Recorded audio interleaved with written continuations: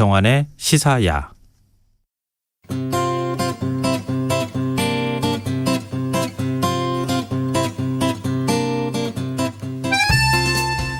최근 대만과 홍콩에선 의미 있는 선거가 치러졌습니다. 대만에서는 지난 18일 국민투표가 실시됐는데요. 친미 반중 성향인 차잉잉원 정권에 대한 중간평가 성격을 띠고 있다는 점에서 결과에 관심이 쏠렸고요. 홍콩에선 중국이 선거제도를 개편한 이후 처음으로 입법회 선거가 또 치러졌습니다. 두 선거 결과 중국의 압력에 반대하는 대만과 홍콩 시민들의 표심이 드러났다, 이런 평가가 나오고 있는데요.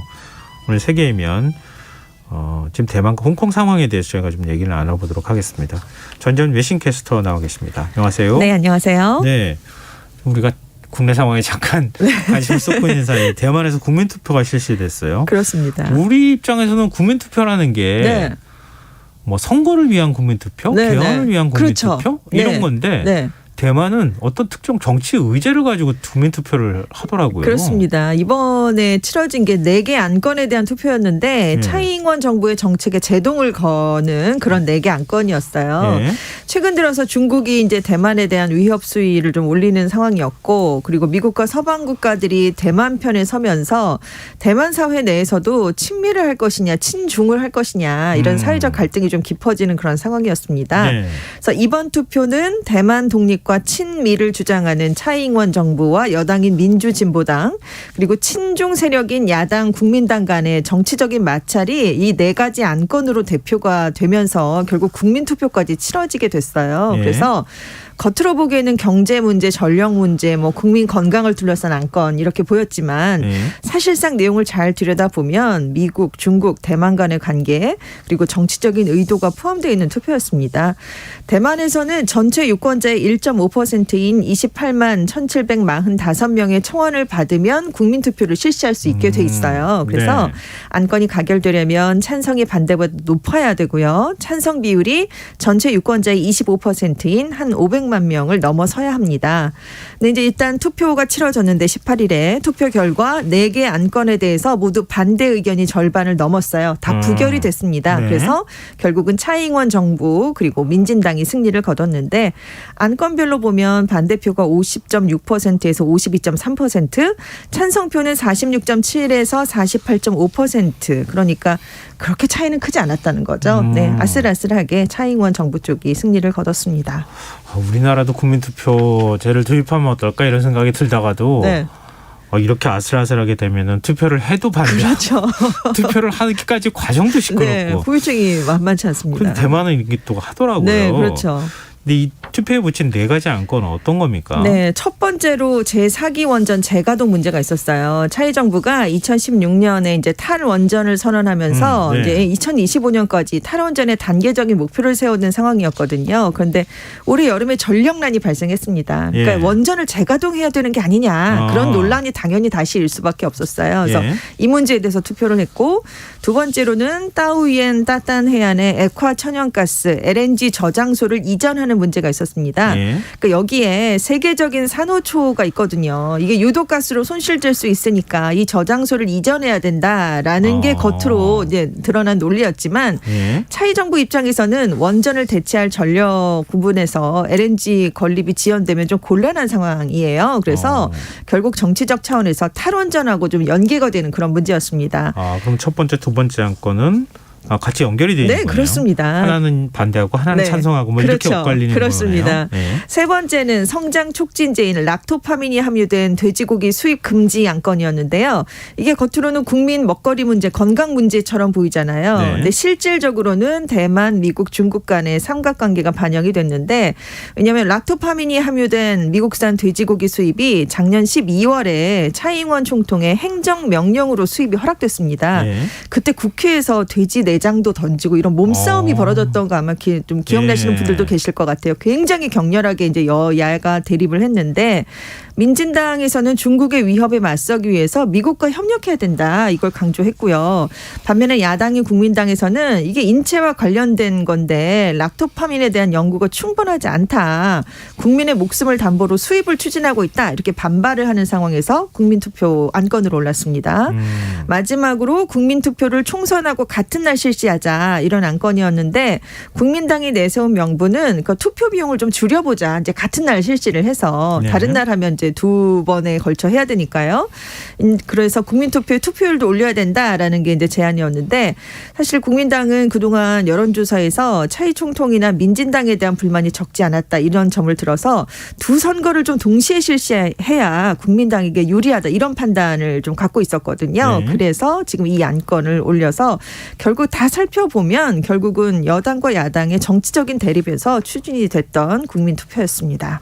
그럼 이게 결과는 어떻게 되는 거예요? 원전 재가동 반대한다? 그렇습니다. 재가동은 안 된다라는 거고요. 그러면 LNG 저장소 이전도 안 된다? 이전은 안 된다는 거죠. 이전도 안 된다? 그렇죠.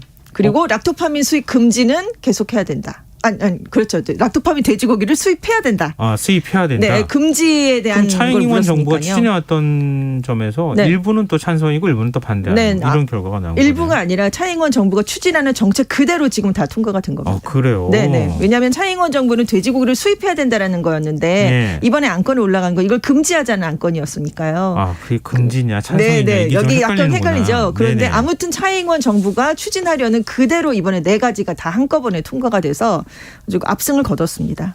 그렇군요. 우리나라에도 시사점이 좀 있을 네네. 것 같아요. 원전은 재가동은 안 되고 네. 액화 천연가스는 그 저장소를 이전하고 이전하면 뭐 안 되고. 이전하면 안 되고. 네. 죄송합니다. 이전하면 탈원전 정책에 문제가 있으니까요. 네. 아, 그렇죠. 네네. 그러니까요. 예. 네. 근데 뭐 아무래도 제일 관심거리가 먹을거리 아니겠어요? 그렇습니다. 이 돼지고기 수입 문제 이거는 지금 어떤 정치적 의미가 있는 겁니까? 그러니까 이게 락토파민이라는 게 가축 성장을 촉진하는 약물이거든요. 네. 근데 어지럼증 같은 부작용 가능성이 제기돼 있습니다. 그래서 대만에서는 사용이 금지된 약물이에요. 근데 대만이 지금 보니까 대중 수출이 전체 수출량의 44%를 차지합니다. 중국에 대한 경제 의존도가 굉장히 높죠. 네. 근데 이제 중국으로부터 좀 벗어나려면 이 경제적인 의존도를 좀 줄여야 되는 게 차이 정권의 목표가 될 수밖에 없는데 네. 그래서 차이 정권은 미국하고 자유무역협정 FTA 체결을 추진해 왔습니다. 그랬는데 이 돼지고기 수입을 금지하니까 미국에서는 계속 이걸 문제로 삼아왔거든요. FTA를 체결하려면 이 네. 문제를 먼저 해결해라. 그래서 작년 12월에 차이 정권이 야당이 극렬하게 반대하는데도 불구하고 돼지고기 수입을 개시하게 된 겁니다. 행정명령으로요. 네. 그래서 대만 정부는 미국과의 FTA 체결이라든가 그리고 이제 CPTPP라고 포괄적 점진적 환태평양 경제 동반자 협정 여기에 가입을 해서 중국 경제에 대한 의존도를 낮춰야 되는데 그러려면 미국의 손을 좀 들어줘야 된다. 이렇게 주장을 네네. 좀 하고 있었습니다. 네.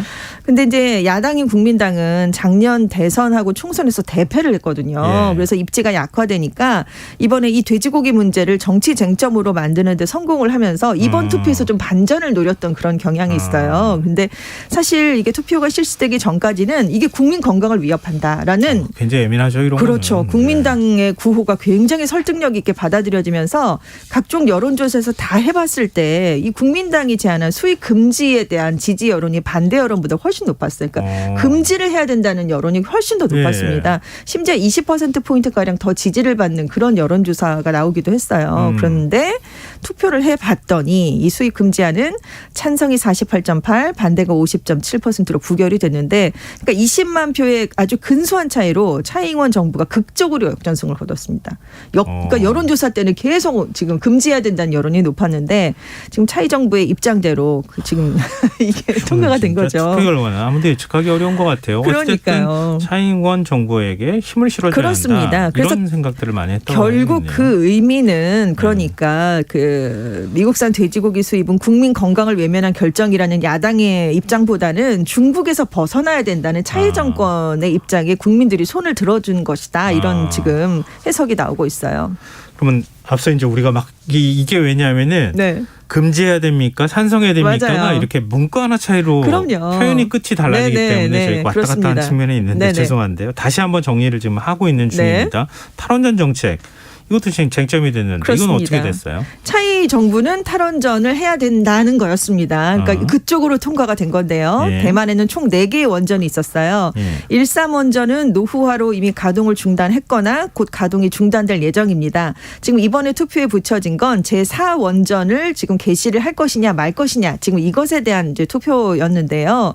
왜냐하면 2011년에 후쿠시마 원전 사고가 있었잖아요. 예. 그 이후에 대만에서도 원전에 반대하는 여론이 높아졌습니다. 그래서 2014년에 대만 정부가 타이베이 인근에 있는 제4원전의 상업 발전을 실시하지 않겠다 이런 결정을 내렸어요. 그런데 지금 원전을 재개해야 된다라는 것에 대해서는 찬성이 46.7, 반대가 52.3. 그래서 4개 안건 중에 반대가 가장 많았습니다. 재개를 하면 안 된다는 거죠. 네. 그래서 지금 공사가 좀 중단이 돼 있는데요. 이 제4원전 1, 2호기가 지금 회생되기는 어려운 길로 접어들었다 이런 평가가 나오고 있고요. 차이 정부가 이번에 압승을 거뒀기 때문에 최소 2024년까지 탈원전 정책을 강행할 수 있는 원동력을 얻게 됐습니다. 근데 이제 원래는 8월에 탈원전 국민투표를 하려고 했었거든요. 네. 근데 차이 정부가 코로나19 확산이 좀 많이 되고 있다. 이 이유를 들어서 한 4개월 동안 늦췄거든요. 예. 근데 결국 이 판단이 성공을 거둔 셈이 됐는데 왜냐하면 8월에 전력망 이상이 생겨서 예고 없는 순환 정전이 실시됐습니다. 그래서 여름에는 탈원전 정책을 폐기해야 된다 이런 여론이 굉장히 높았었는데 그러네요. 이게 이제 4개월 지나게 되니까 이제 정전이 사라지니까요. 사람들이 역시 탈원전을 계속해야 된다. 이쪽에 손을 많이 들어주게 됐습니다. 그 일본이 조기 총선 실시한 거랑 좀 비슷한 것 같은데요. 그렇죠. 네, 코로나 때문에 상황 빨리 좋아졌을 때 네. 빨리 투표해야 그렇죠. 선거해야 된다 이렇게. 그렇습니다. 참 정치의 타이밍이 좀 매우 중요하다는 생각이 네네. 드는데요.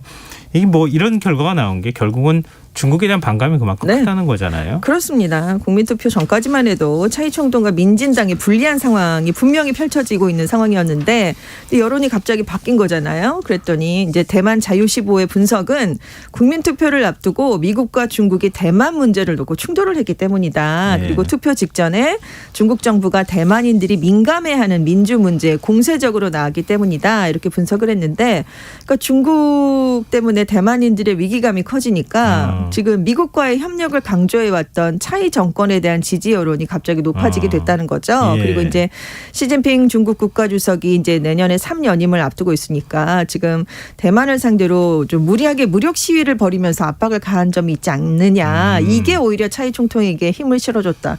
왜냐하면 전투기도 많이 보내고 그랬었잖아요. 맞아요. 군사 무력 시위를 네. 막 하고 그랬었잖아요. 그러니까요. 그게 네. 오히려 차이 총통에게 힘을 실어줬다라는 평가가 있고 지금 대만이 상대적으로는 적은 코로나19 피해를 입고 있습니다. 그래서 민진당 주석을 겸하고 있는 차이 총통 지지율이 계속 50% 내외로 좀 견고한 그런 성향을 보이고 있어요. 그래서 예. 차이 총통에 대한 인기 이것도 하나의 이유로 꼽히고 있습니다. 이번 국민투표가 중간평가 성격을 갖고 있었다면서요? 그렇죠. 이 차이 정권이 추진하는 4개 안건이 다 지금 올라갔기 때문이에요. 굉장히 중요한 사안들이거든요. 역점 사업들에 대한 이 투표가 지금 이루어졌기 때문인데 네. 그래서 지금 투표에서 승리를 했기 때문에 중국과의 관계 악화를 감수하면서까지 미국과의 관계를 강화하려는 차이 정부의 정책이 더 탄력을 받게 됐습니다. 그리고 이제 중국과의 갈등은 그만큼 더 커질 수밖에 없다. 이런 얘기가 나오고 있고요. 내년에 대만에서 지방자치단체장 선거가 있어요. 그리고 2024년에는 총통과 국회의원 선거가 동시에 치러집니다. 네. 여기에서 민진당이 유리한 고지를 점하게 됐다. 이번 승리로요. 그런 평가도 나오고 있고 지금 차이 총통 임기가 한 2년 정도 남았어요. 근데 영향력이 이제 레임덕이 오는 게 아니라 만약에 패했으면 레임덕이 왔을 그렇죠. 텐데 예. 영향력은 한층 강화될 것으로 전망이 됩니다.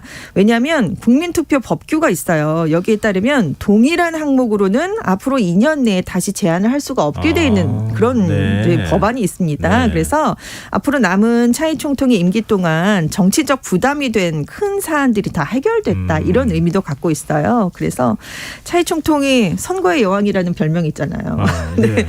사실 민진당 주석직을 이제 물려받을 때까지만 해도 선거에서 굉장히 참패하고 여론도 안 좋고 그랬는데 차이 총통이 주석직에 오르고 난 뒤에 치러졌던 7번의 크고 작은 선거에서 다 승리를 거뒀습니다. 그래서 위기도 좀 있었는데 이제 홍콩 보안법이 또 생기면서 작년에 네네. 총통 선거에서 그래요. 역대 최대 득표를 거두면서 압승을 이제 거두기도 했죠. 그럼 자연스럽게 홍콩 얘기 우리 좀 해보죠. 네. 입법회 선거가 치러졌어요. 그 그렇습니다. 결과가 어떻게 나왔습니까? 예상대로 친중 후보들만 당선이 됐는데요. 지금 이번 선거는 시민들이 직접 뽑는 10개 지역구 의원 20명 그리고 관련 업계의 간접 선거로 뽑는 직능대표 의원 30명 선거인단은 선거위원회가 뽑는 의원 40명 이렇게 총 90명의 의원을 선출하는 선거였습니다. 네. 선거를 했더니 89석 그러니까 89석이 친중 대표에게 돌아갔고요. 딱 한 석만 중도 성향 후보가 차지를 하는 그러니까 다 친중 진영 후보가 거의 당선됐다 이렇게 생각을 하셔도 좋을 만큼의 정말 아주 기울어진 그런 선거 결과가 나왔어요. 지역구의 중도 성향 후보들도 분명히 이제 출마를 했는데 지금 이 사람들은 나머지 그 사람들은 다 큰 표차로 패했습니다. 한 명만 제외하고요. 여기도 선거가 당초 작년 9월에 치러졌어야 됐었어요. 예. 그런데 코로나19 확산을 이유로 1년 정도를 미뤘습니다. 1년 3개월 정도가 미뤄졌다 실시됐는데 그 사이에 선거법이 바뀌었죠. 중국이 애국자가 다스리는 홍콩을 만들겠다 이렇게 선포를 하면서 3월에 전국 인민대표대회에서 홍콩 선거제 개편안이 마련됐고요. 5월 말에 홍콩 입법회가 통과를 시켰습니다. 그래서 지금 왜 그랬냐면 2019년에 홍콩 구의회 선거가 있었는데 이때 홍콩 민주화 진영이 90%에 가까운 맞아요. 의석을 가져갔어요. 예. 정말 압승을 거뒀죠. 한창 막 이루어질 그렇습니다. 시기였었으니까. 그래서 이제 입법회 선거를 이제 앞두고 그럼 후보를 우리가 민주 진영이 단일화해 보자. 네. 그러면 여기서도 우리가 압승을 거둘 수 있다. 그래서 홍콩 정부를 좀 압박하려는 움직임을 민주 진영이 보이니까 이렇게 홍콩 선거를 갑자기 미루면서 그 예. 사이에 홍콩 선거제를 개편했습니다. 근데 왜 친중 후보만 나올 수밖에 없냐면 애국자를 가려낸다는 이유로 후보자들의 사전 자격 심사라는 게 생겼어요. 그래서 지금 민주진영 인사들은 이미 뭐 기소가 됐거나 시정을 많이 받았습니다. 예. 그리고 출마를 하려고 해도 이 사전 심사를 통과할 가능성은 거의 없거든요. 걸러지니까요. 그래서 예. 민주진영이 아예 이번에는 선거제도를 문제 삼으면서 후보를 한 명도 내질 않았습니다. 그러니까 사실상 보이콧을 선언한 거죠. 그리고 이제 직접 투표를 통해 선출되는 지역구 의석수도 지난 선거에서는 범민주진영이 과반 이상을 가져갔었거든요. 예. 근데 이제 이 사람들이 또 늘어날 가능성이 있으니까 워낙 지역구 의석수가 35석이었는데 이번에 20석으로 축소가 됐습니다.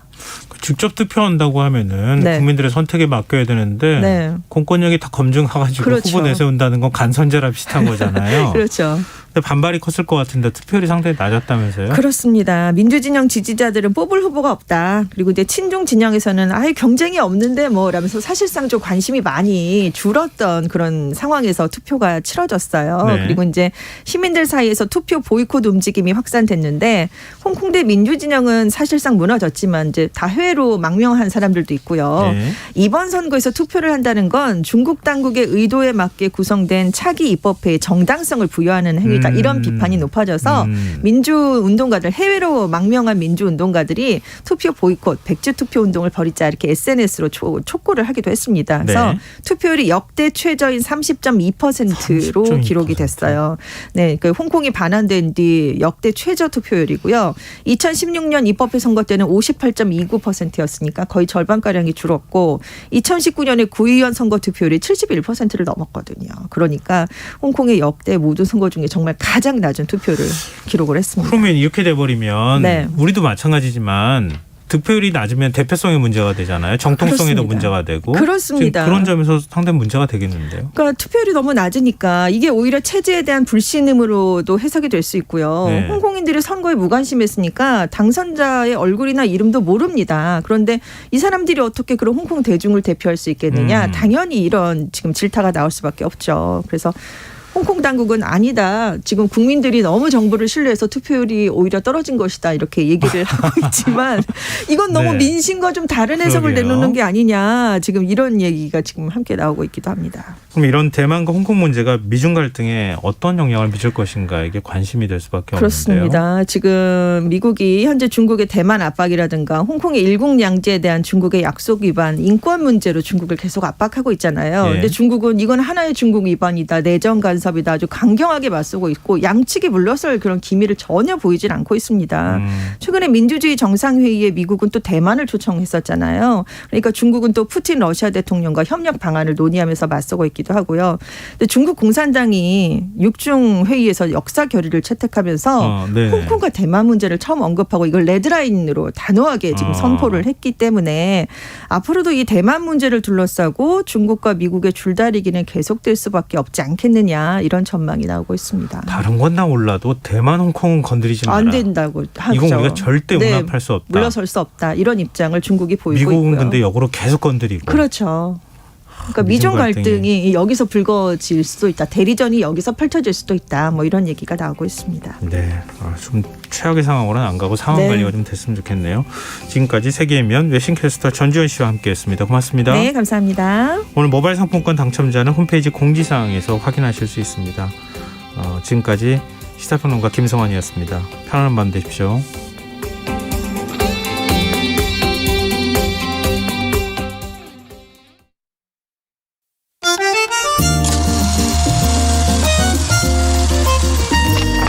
백은하의 영화관, 정여울의 도서관.